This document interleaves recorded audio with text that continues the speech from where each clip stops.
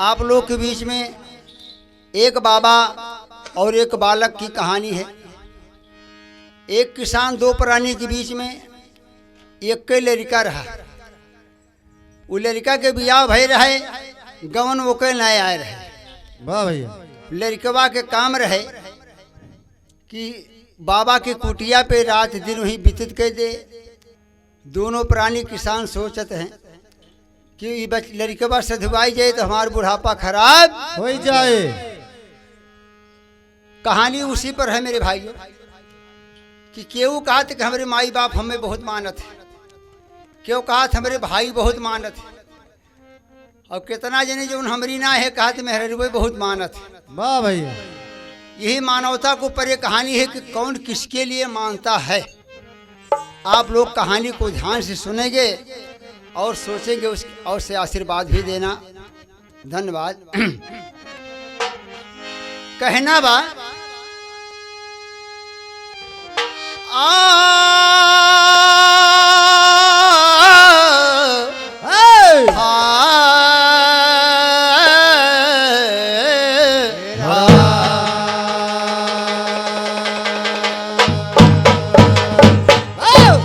गाने का शीर्षक दिया गया। कैसे भैया?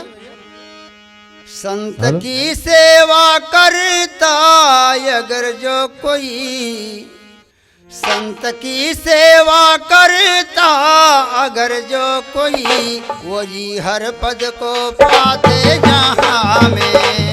संत की सेवा करता अगर जो कोई, वही हर पद को पाता जहाँ में। संत की सेवा करता अगर जो कोई, वही हर पद को पाता जहाँ में। संत की सेवा करता अगर जो कोई, वही हर पद को पाता जहाँ में। संत होते हैं सीलों के सागर, संत होते हैं सीलों के सागर, गुण के जागर कहाते जहाँ में। संत होते हैं सीलों के सागर, वही हर पद को पाता जहाँ में। संत होते हैं सीलों के सागर, गुण के जागर कहाते जहाँ में। संत होते हैं सीलों के सागर, गुण के आगर कहाते जहाँ में। संत होते हैं सीलों के सागर, गुण के आगर कहाते जहाँ में।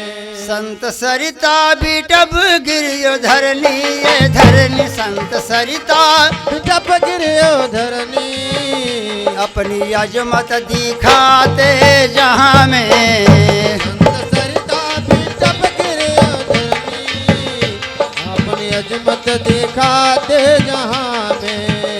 संत सरिता भी जब गिरियो धरनी, अपनी अजमत दिखाते जहाँ में। संत सरिता बिटब गिरियो धरनी, अपनी अजमत दिखाते जहाँ में। सही संतों का सुनिए कहानी, कहानी सही संतों का सुनिए कहानी, काम गैरों के आते जहाँ में। सहे संतों की सुनिए कहानी, काम गैरों के आते जहाँ में। संतों की सुनिए कहानी, काम गैरों के आते जहाँ में। मथुरा जिला के पास में एक रहता संत महान, घर गृहस्थ का एक बालक वहाँ जाता साँझ बिहान। ए बाबू, वो लड़कवा माई बाप का कहा न माने, वो बाबा के कुटिया पे सारा दिन जाएके व्यतीत करे। लड़कवा के बियाह भय रहे, गमन नहीं आए रहे। बुढ़िया बुढ़ऊ को बुलाई के कहते हैं कि बुढ़ऊ एक बुढ़िया बुढ़वा को बुलाई के कहते हैं कैसे? एक ठीक तर्ज बा। हाय कैसे बा? झूलनी में जिया लगा हमार गोरी, झुलनी में जिया लगा हमार पिया, झुलनी में जिया लगा हमार पिया। यह तर्ज बा। लेकिन बुढ़िया बुढ़वा से कहत का बा, हे मास्टर कैसे बा?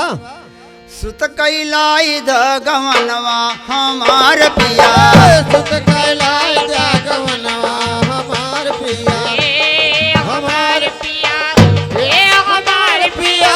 सुत कैलाय जागवनवा हमार पिया, सुत कैलाय जागवनवा हमार पिया।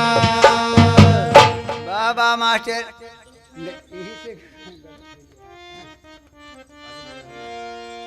नारी नयन से कोई न बचले, ब्रह्मा विष्णु शिव शंकर जी मोहिले, ब्रह्मा विष्णु शिव शंकर जी फसले, ब्रह्मा विष्णु शिव शंकर जी फसले। डोलल सब कई मनवा हमार पिया, डोलल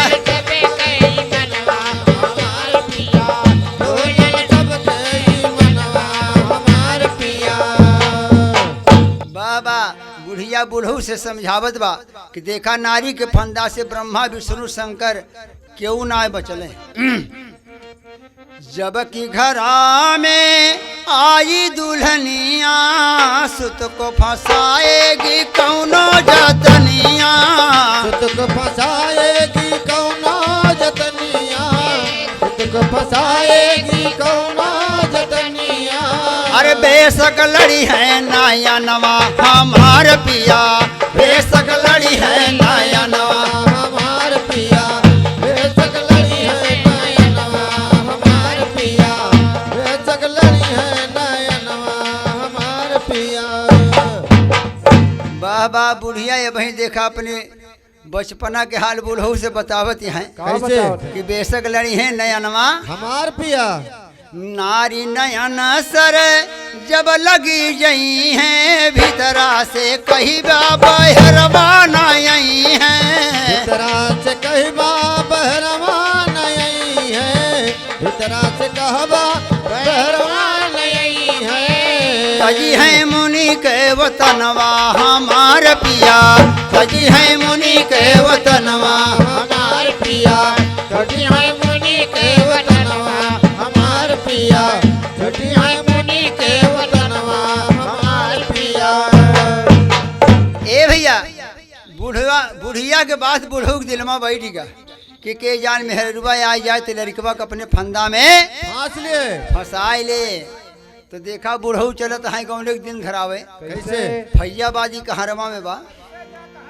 हाय सुन के जनानवा के अरे बतिया किसनवा समधियनवा गई लेना, समधियनवा गई लेना, धई कया वही दिन ठेकनवा समधियनवा गई लेना, धई कया वही दिन ठेकनवा समधियनवा गई लेना, समधियनवा गई लेना, समधियनवा गई, समधियनवा गई लेना, समधियनवा गई लेना। धई कया वही दिन ठेकनवा समधियनवा गई लेना, धई कया वही दिन ठेकनवा समधियनवा गई लेना। पूरा भैले दिनवा सजाई कमियनवा समधियनवा गई लेना, लाव बेटवा के गमनवा समधियनवा गई लेना, लावे बेटवा के कवनवा समधियनवा गई लेना, लावे बेटवा के कवनवा समधियनवा गई लेना, लावे बेटवा के कवनवा समधियनवा गई लेना। समधियनवा गई लेना, समधियनवा गई ले, समधियनवा गई लेना, समधियनवा गई लेना, लावे बेटवा के कमलवा समधियनवा गई लेना, लावे बेटवा के कवनवा समधियनवा गई लेना। ए भैया बेटवा के गमन ले आए के पतोहू के घर में बैठा देता है। लेकिन लड़कवा के वह काम बा कि सारा दिन कुटिया पे और संझा के दूध को खाए के दुआरे खटिया बिछाए के सो जाए। बुढ़िया फिर बुढ़वा से बतियाए ला कि पिया अब का करी, अब तो ये कहीं मेहरे रू आएगे लेकिन घरा में जाते ना बा। तो बुढ़िया अपने बूढ़ऊ को हिकमत बतावत बा। कहत मास्टर कहना बा कैसे बा? एक ठीक तर्ज बा। हाय हरे मुरहा मरद नया वैश्य जरी, अरे भाऊ मुरहा मरद नया वैश्य जरी, बैठी गौने के गुजरिया झंक भीतरे। गौने के गुजरिया झंक भीतरे, बैठी गौने के गुजरिया झंक भीतरे। झंक भीतरी राम झंक भीतरी हे राम झंक भीतरी। बैठी गौने के गुजरिया झंक भीतरे, बैठी गौने के गुजरिया झंक भीतरे। दिनवा ललनवा कुटियवा पे कटल, सझवा के खाई के दुवरवा पे सुनल। अरे बुढ़िया कहई पिया कैसे सपरी, बैठी गौने कई गुजरिया झंक भीतरी। बैठी गौने के गुजरिया झंक भीतरे। अरे बाहो अरे झंखै भितरी, अरे झंक भीतरी बैठी कौने के गुजरिया झंक भीतरे, बैठी कौने के गुजरिया झंक भीतरे। बुढ़िया कही कि एक बाही कमतिया, बुढ़ऊ को समझावत है। बुढ़ऊ जैसे इतनी बतिया माना वैसे एक बात और मान ला। बुढ़िया कही कि एक बाही कमतिया, सझवा के खाई जाए तोहरे तोहरे। संगतिया। अरे याद है खुराक खा के आया निसरी, बैठी गौने के गुजरिया झंक भीतरी। बैठी गौने के गुजरिया झंक भीतरे, बैठी गौने के गुजरिया झंक भीतरे। हे झंखै भितरी, अरे झंखै भितरी राम झंखै भितरी। बैठी गौने के गुजरिया झंक भीतरे, बैठी गौने के गुजरिया झंक भीतरे। बुढ़िया बुढ़ऊ से कहते हैं कि आधे एक रोटी खाए के भागी आया। हाँ बुढ़वा कहत व्यक्ति बुढ़ापा एक रोटी खाए के आए तो भूख मारा रात बहुहाई हमरे। वैसे न लागे। लेकिन बुढ़िया चलांग रहा कहे मोर बुढ़ऊ तोहरे हाथ जोड़ थी। बुढ़ऊ अगर इतना बात मान लेबा तो हो सके बेटवा हाथे आ जाए। बहिरे से मारा केवाड़ा सजनवा, भीतर में फांसी जाए बहुहर। ललनवा। अरे यगिया छुए पे खर जाए बरी, बैठी गौने का गुजरिया झंक भीतरे। बैठी गौने के गुजरिया झंक भीतरे, बैठी गौने के गुजरिया झंक भीतरे, बैठी गौने के गुजरिया झंक भीतरे। बुढ़िया के बाद बुढ़ऊ के दिल में बैठ गए। हाँ खिला एक बार बुढ़िया के कहा और मानी। वाह भैया।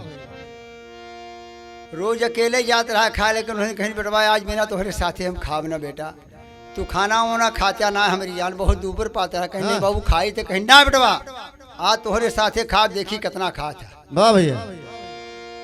सझवा के बूढ़ऊ किए तबिरिया, थोड़ा सा खाए आए जकड़े। जकड़े जजिरिया। एक रोटी खाए के बुढ़ौना जबूट पड़त बेटौना कहत बा बाबू एक रोटी का खनी बेटा आज दिने से गैस बनाबा। खाए के नाम कहत मोर बेटवा तू खा जाए तू खा जाता हम खाता ही। सोचत बा हमका तो काम बनावे के बा। सझवा के बूढ़ऊ किए तबिरिया, थोड़ा सा खाए आए जकड़े जजिरिया। अरे बुढ़िया दुवरिया पै बिछावे कथरी, बैठी गौने का गुजरिया झंक भीतरे। बैठी गौने के गुजरिया झंक भीतरे। अरे झंखै भितरी, अरे झंखै भितरी राम झंखै भितरी। बैठी गौने के गुजरिया झंक भीतरे, बैठी गौने के गुजरिया झंक भीतरे। ए बाबू बाबू बुढ़िया दुवरिया कथरी बिछाए दरवाजा सटाई बिछाए है करबटे लेट गया। सोचत बा कितनो धक्का मरी है दरवाजा ना खोला। वार बाबूजी नई नवेली दुल्हन अपने पति देवता का समझावत बा कैसे? कि पिया अगर तुम्हें सधुआए करा तो हमार गवनवे का हिलाया। हाँ एक लाइन तर्ज बा, कैसे बा? बहुत पुरान गाना के तर्ज मास्टर। अरे नई झुलनी के छैया, अरे नई झुलनी के छैया बलम दोपहरिया मनाइला हो। झुलनी के छैया बलम दोपहरिया मनाइला हो। नई झुलनी के छैया बलम दोपहरिया मनाइला हो।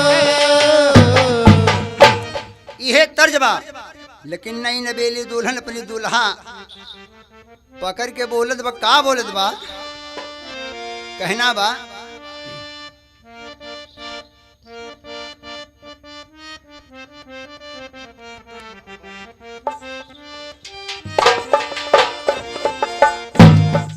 नई झुलनी के छहिया बलम, अरे बोली उड़ा के अचरवा, हे अरे बोली उड़ा के अचरवा बलम तनिका गरबा लगाई लिया हो।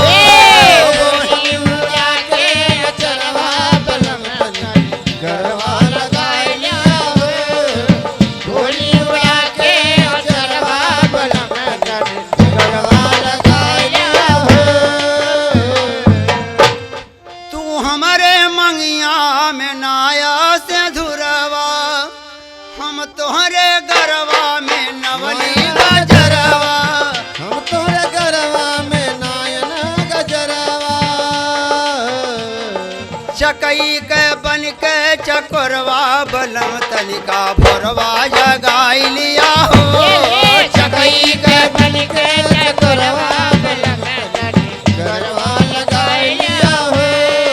चकई के बन के चकरवा बलम गरबा लगाइला हो।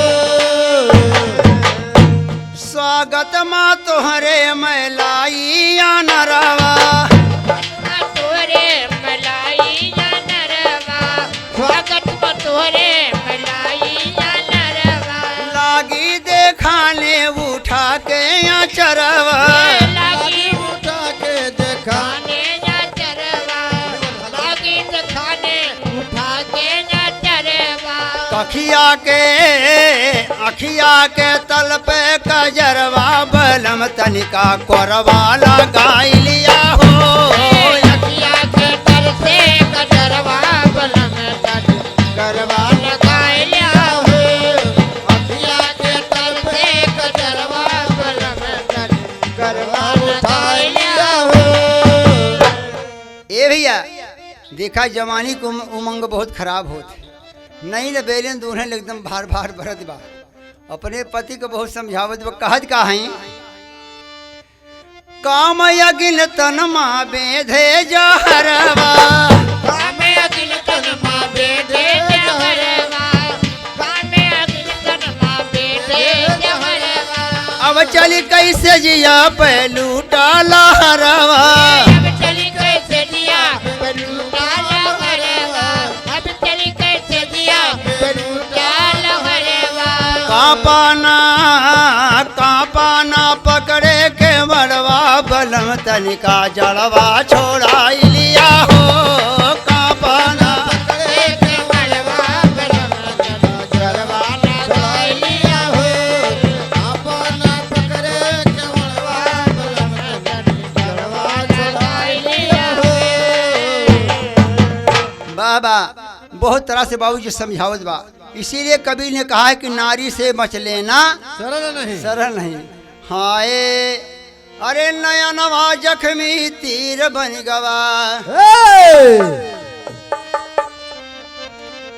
हे नयनवा जख्मी तीर बन गवा। चितव चंद चकोरी गोरी के सजनवा, नयनवा जख्मी तीर बन गवा। चल चकोरी गोरी के सजनवा, नयनवा जख्मी तीर बन गवा। चितवा चंद चकोरी गोरी के सजनवा, नयनवा जख्मी तीर बन गवा। चितवे चंद चकोरी गोरी के सजनवा, नयनवा जख्मी तीर बन गवा। फंस नारी के फंद में बंद मंद भजे मति मंद भये चितये घुमरे मति मंद भये घुमरे जब घूंघट का पट खोल दिए अनमोल कपोल खिलोल करे अनमोल कपोल खिलोल करे अखिया लख के मन के फकिया छतिया छपटी खटिया मरकी सुख चैन मरैन बीते न लगे सुधि बाबा के बाल गए बिसरे सुधी बाबा के बाल गए बिसरे सुधी बाबा के बाल गए बिसरे सुधी बाबा के बाल गए बिसरे अरे बाप रे बाप जब फंदा में पड़ गई जब घूंघट उठाए तो देखते तो मन गायब हो गया कहाँ बाबा है कहाँ बबली है एक महीना बीत गया एक महीना बीत गए जब कुटिया अपनाए गए तो महात्मा जी सोचता है कि माने एक लड़का हमारे पास रोज आवत रहा एक महीना हुई कि लड़का कहाँ चला गया और लड़का का हाल ना जानते कि गंगा सागर में डूबत नहाते हैं हाँ बहुत दिनों के बाद कुंवर एक दिन कुटिया पे आए वाह भैया बाबा कहें कि ये बच्चा क्यों हमें दिया बिसराए महात्मा जी बोले लगे बाबा बच्चा एक एक महीना हो गया आप हमारे पास आई ना एको मिनट बिसारत ना रहा बेटा का बात है लड़कबा अपन मुसीबत का तो बाबा आप का बताई अब तक तो माइए बाप रहे लेकिन तीसरवो आई गया अब इतने भरम जाल पर आई बाबा की तोहरी और ताके खिमते ना आना वाह भैया तर्ज लाग के देवरिया फाग कैसे भैया हाँ हाँ अरे बाबा से करता बयनवा जवनवा हमारी सोना दी कदारिया बाबा से करता बयनवा जवनवा हमरे सोना दे गदारिया बाबा से करता बयनवा जवनवा हमरे सोना दे गदारिया बाबा से करता बयनवा जवनवा हमारी सोना दी कदारिया आई बहुरिया बखरिया में बाबा बूढ़े बाप महतारिया आई बहुरिया बखरिया में बाबा बूढ़े बाप महतारिया आई बहुरिया बखरिया में बाबा बूढ़े बाप महतारिया ये भैया लड़कवा कहत भाई बाबा हमारी मेहरे रू आई हमारे माई बाप के बुढ़ापा बा हाँ बाबा के बनाए खिए आजी बहुरिया बखरिया में बाबा बूढ़े बाप महतारिया प्राणों से प्यारा हम तीनों माने धारा में पड़ गए नवारिया प्राणे से प्यारा तीनों हम माने धारा में पड़ गए नवारिया प्राणों से प्यारा तीनों हम जाने धारा में पड़ गए नवारिया प्राणों से प्यारा हमें तीनों माने धारा में पड़ गए नवारिया यही विपत माँ कुटिया छोड़ गए प्रेमों के पड़ गए रस